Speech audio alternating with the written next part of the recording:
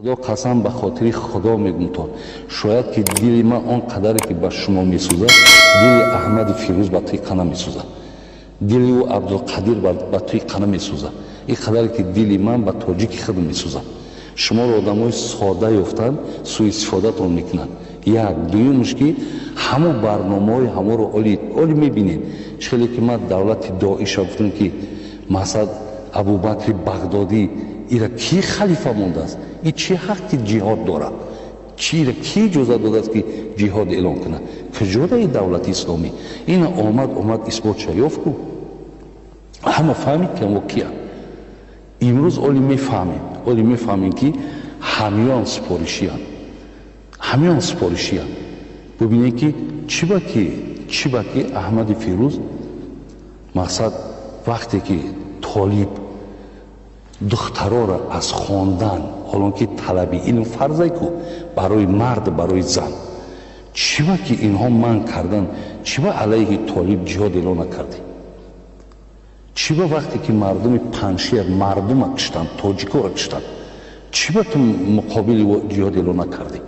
تو وقتی که علمای تاجیک را کشتن تو نه از یار ممکن گوش کنی، ممکن مثال مردم افغان ما را گوش کند که دکتر ایاز نیازی تاجیک نبود، مولوی حیات الدین تاجیک نبود، ببین مولانای انصاری تاجیک نبود.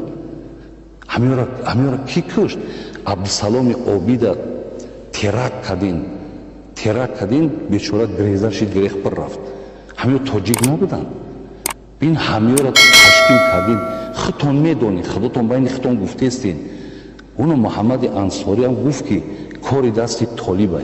چی با علیه جهاد اعلان نکرده؟ چی با؟ ببینید چی با علیه این لیواتگرایی که در درون افغانستان با لیواتگری ای همه مشهور و معروفه.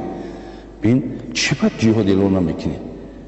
چی با دخترای کودک میده را همون مثال ریشکلانا و همون سالکلانا و همون سین سالا میان میخرن، 15 ساله و 10 ساله مثال دخترها رو آورده خریدستن.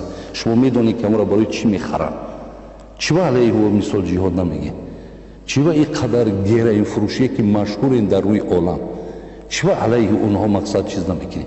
ای مولوی به نام مولوی فقط مطلبتون مقصدتون بینین فقط در روی تاجیکه، برای که اینجا معلوم است، برای اونه که مثال ما را چی بگیم اگه ما آدم سیاستمدار نیستم ولی مناسبتاتون به خاطر اونه که شما تاجیک بد میبینن، تاجیک که مثال بی نهایت ای همه سترکتور دولتی تاجیک پیش کردگیه. این معلوم است که همین مناسبتای ما به همین خاطر ویرانه. ببین شما علاقه ای اوجا اونا که امرتون میکنن شما گرفته همه را در مقابل تاجیک خیزونده میخواهید که همیشه را به اون رنگ کشورهای خودتانواری تبدیل بتید. یکی انشاءالله از خدا امیده هیچ وقت دیگه این قدرت هیچ کدومت پیدا کردن نمیتونه. هیچ وقت ملک ما الحمدلله روز به روز آبادی های، روز به روز خوبی های. ما همیشه با دعاگو هم هستیم که خداوند دائم همین ملک ما آباد باشه.